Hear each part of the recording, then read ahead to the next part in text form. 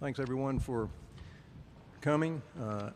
As you can tell, things have been changing by the minute, and we appreciate Commissioner Sankey coming in to provide some updates and answer some of your questions. So, Commissioner.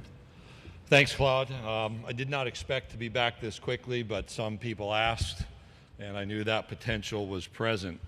It was 5 years ago, literally at this moment, that I walked into a meeting of our presidents and chancellors to be told that I was going to be the 8th commissioner of the Southeastern Conference. And we have had a lot that's happened in those 5 years, a lot that's great, lots that's been difficult. That's the role when you step into a leadership position.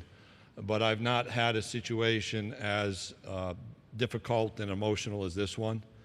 To make a recommendation to our presidents and chancellors that we cancel the remainder of our men's basketball tournament was a moment where I had to stop and actually catch myself and recompose myself.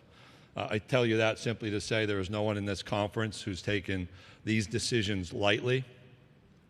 And I would not want to work with another set of presidents, chancellors, and athletics directors in the world. I have the utmost of respect for each of our campus leaders and thank them for their engagement, their work, their consideration, their discussion, and support during the past 24 hours. I also want to say to our coaches, I've not been able to reach each of our 14 men's basketball coaches. When we made the decision, we had some succeeding decisions to be made. So first was the cancellation of the remainder of the SEC men's basketball tournament, which then raises the question of what do you do with regular season competition. All regular season competition involving SEC teams, with one exception I'll speak of, has been suspended through March 30th. That one exception is NCAA championship events that may be conducted, which will be subject to NCAA authority from a participation standpoint and institutional decision making. Practically, we have teams in Albuquerque at the Indoor Track and Field National Championship. The NCAA has adjusted their format or their support, the access around that, created what I've learned is called community space among people. And we're not going to interfere with those out there. There's a swimming and diving national championship coming, gymnastics nationally. We'll see the status of those, in addition to the men's and women's basketball tournaments that the NCAA sponsors. For us, it means we're not playing basketball in Nashville the remainder of the week. Part of the hurt here is the city's been through a lot in the last couple of weeks. I don't have a Nashville Strong t-shirt. I will, because we're a part of this community through our events, through our annual presence, our media days that are coming, our basketball tournaments that are here annually, well into the 30s. We have a special relationship here, and I want to say to the mayor, to the people of this great city, to the Predators, the Sports Foundation, the Convention and Visitor Bureau, how much we appreciate them, and there is sorrow in our heart too for having to adjust. To our fans, I know there will be a great deal of frustration. There was last night, a lot of bewilderment. We have a public health situation in this country and across the globe that is emerging. I'm not an epidemiologist. I'm not a researcher in immunology or infectious disease, but those who are engaged at the NCAA level provided some stark information yesterday that guided the NCAA to close its tournament to public attendance. That then guided us. Literally, as I walked up here last night, the NBA stopped the game and had a player diagnosed with coronavirus. I had a text exchange a few moments ago with Billy Donovan, who was the first face I saw in that story, and he's a friend. And as you were asking me, going through my mind is I have a responsibility to care for people, both our staff, our student athletes, our coaches, and our fans, and we made the best decisions possible at the time, but information has developed. We also had questions from people this morning about, wow, I have to get on a bus and I'm a tennis student athlete. I'm not comfortable doing that. I think our student athletes in men's basketball saw what happened in the NBA, and they look to that, many of them, as the next step in their basketball opportunity, and it just creates questions. So this was the appropriate decision made at the best possible time, even though a difficult time, and it affects our basketball tournament here, and as I said, other spring sports at our busiest time of the year through March 30th. A number of you will ask about return to play. we have work to do there. I don't have all of those answers, and I tell my staff, I don't know is a perfectly good answer from time to time, but it can't just be I don't know. You're going to have to do the work to engage and learn how to answer the question eventually. So we've created an interim period where we will work with our campuses to determine how we return to our normal operation. It may not be March 30th. It may be beyond, but that remains to be seen. But we've identified a time frame where we can engage in conversation and in decision making. Pretty quickly, we've talked about recruiting issues, spring practice. I don't have all the answers. There's a rather famous practice. We're talking about practice press conference. I don't want that necessarily to be me. So what we said is at the president's chancellor's level, we'll delegate authority to our athletics directors to make some of these operational decisions, and that conversation has continued since I departed the room. We're not all at destinations at this time. We may not govern every one of those elements. In fact, the NCAA may need to engage and quickly govern some of those elements. I've sent a text to Mark Emmert suggesting the NCAA should engage in on and off campus recruiting policies and changes and candidly restrictions for a period of time while we're all dealing with this. That would set everyone on an even plane rather quickly. With that set of introductory comments, I'll do my best to answer questions. All right, if you'll raise your hand, we'll get a floor mic to you. Jill, let's start right down here in the center towards the front. Commissioner, I'm sure this will be part of the review between now and March 30th, but some of the spring sport championships that are fixed date, fixed location championships, would there be any possibility of those dates pushing back at all, or will it just be truncated season? We have our gymnastics championship and equestrian championships will not happen. So those two are canceled. Again, those are difficult decisions, and we're part of the decision here. We have a March 30th date. The remainder of our spring sport championships are after that date. So when we go to golf, tennis, which are the next sets of sports that are up, we'll have an opportunity to evaluate and answer that question later. The same for baseball, outdoor track, and softball, outdoor track, and baseball in that sequence. I had a question about Destin already too. We haven't altered that plan right now. Question in the middle on the left over here. Adam Sparks of Tennessee. And Greg, you said there was stark information that you were given by the NCAA. Can you expound on that? Was that just medical information? What exactly was that information? I don't have all of that detail, Adam. We have a representative on the NCAA Board of Governors. It's Dr. Eli Capilouto. They had a call that was called suddenly yesterday afternoon, as I understand. And in my debrief with him, just the overview of that information, what was being shared. There are 6 medical doctors on the COVID-19 advisory panel. There's another individual who works in international event security and management, and then a set of former and current student athletes. They shared information. I don't have all of those details, but it was about spread, about the need to interrupt the potential spread, and the role of college athletics and big events in engaging and stopping that potential spread. Right side in the back. Greg, have you given any thought to extending eligibility for seniors who've been affected by this, whether it's this winter sports or spring sports or whatever? Not at this point. That would be one of those issues on a long list of additional items to consider, and I don't think we have to come to that conclusion right now. Okay, we've got 2 in the front here, center aisle. All right, you go ahead.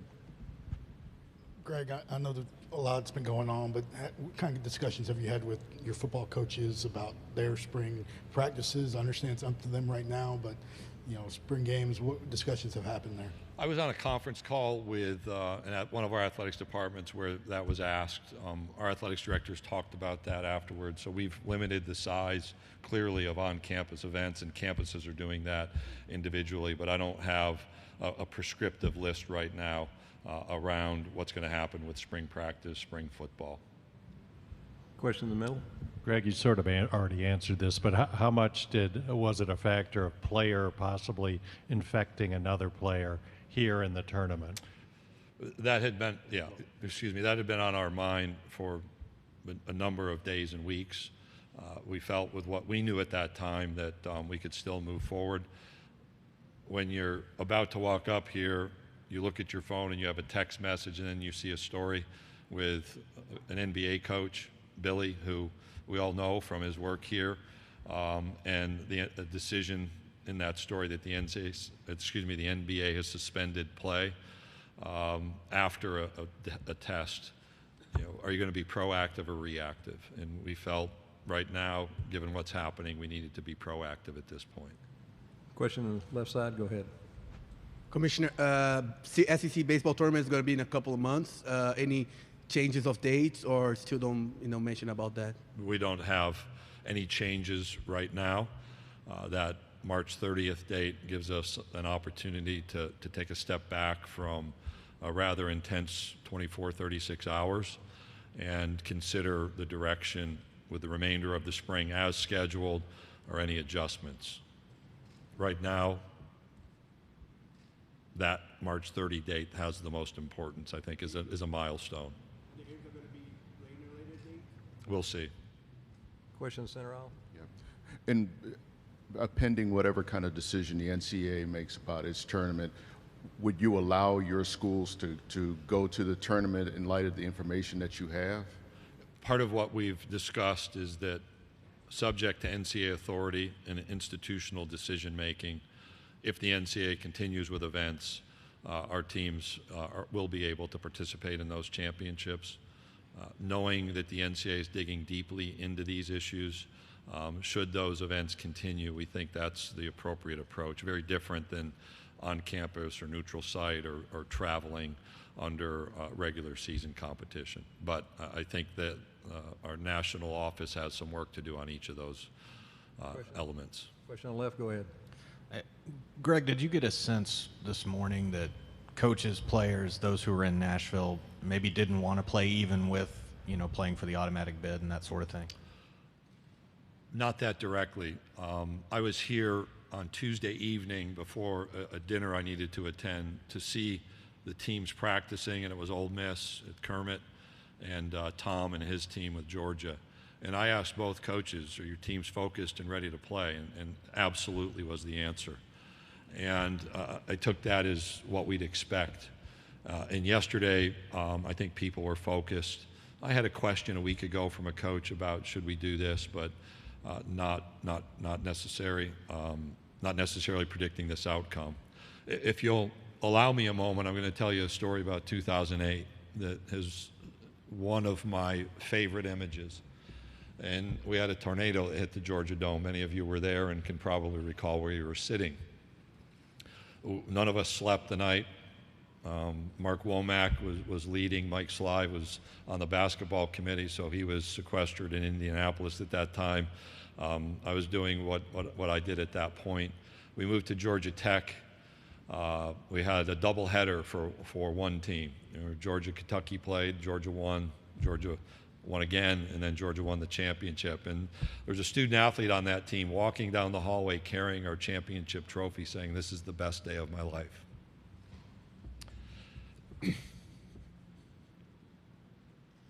I have felt the responsibility to give another team that opportunity. But the greater responsibility is the health and the information that's come about. That's to say, this is important, and I think our teams are focused on accessing that opportunity. In talking quickly now with our coaches, what I've heard is those guys look at the NBA. And when that happens at the NBA level, they're saying, you want me to post up and guard closely and do these sorts of things. And so I think that thought, that kind of question in their minds was developing. That's my sense from some of the coaches with whom I've spoken. I have not even talked to half, but that's now been there in a different way. And thank you for indulging me with my story, but it's, you do a lot of work. A lot of it's never seen. A lot of it's questioned. We have staff over there who are filled with questions like you, and those types of moments are motivation. Question back down the middle. Yeah, Greg, speaking of being proactive rather than reactive, there's a lot of momentum with events being canceled, and I'm wondering what sense you have about the NCAA tournament. whether it's going to be played? Yeah, they have a tough road ahead in decision making. I think any of you can judge reactively or proactively.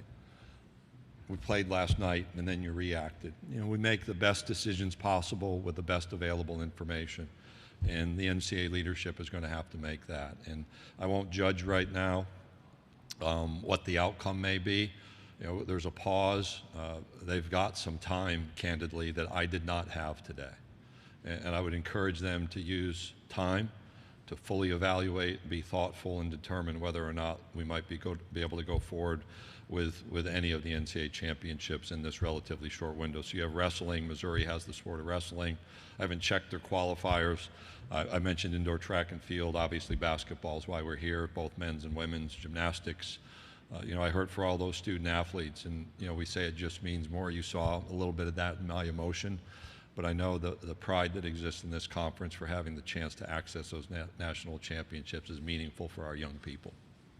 We've got time for maybe 2 more questions. If you'll raise your hand if anyone has another question. Let's come back down to the front on the right. Greg, you mentioned, there's no prescriptive list for football, but would you as an office or recommend coaches be pulled back, or would there be any sort of discussion about recruiting, avoiding just being out on the road right now? I'll go larger. There's no list for any of this. I have an undergraduate degree, a master's degree from Syracuse. This was never in one of my master's classes. We have a few law degrees in our offices. I've checked with each of them. Nope, they never had this one in their law school classes. So that's reality. We're learning. We're making the best decisions on the best available information.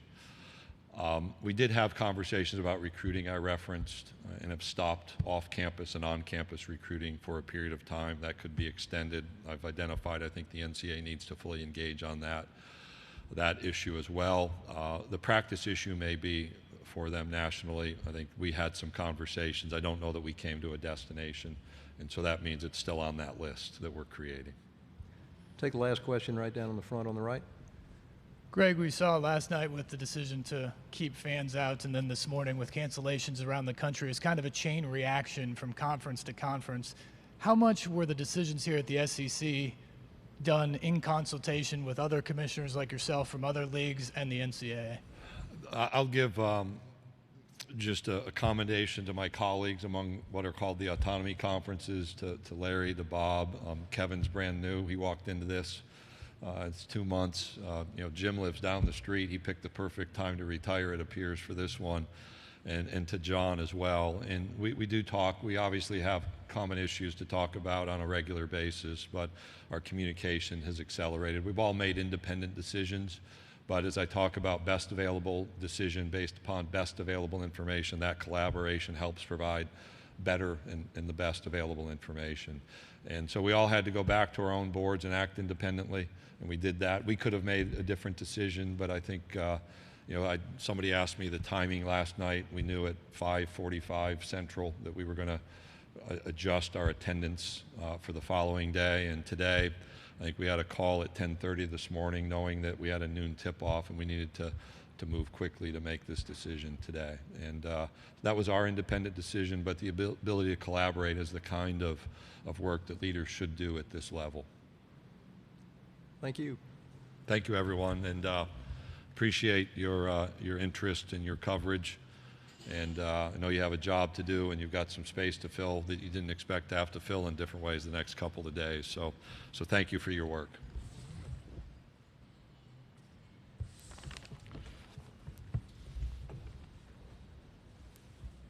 Yeah, thank you. I'm going to do what the players do. I'm going to take my name tag for this one.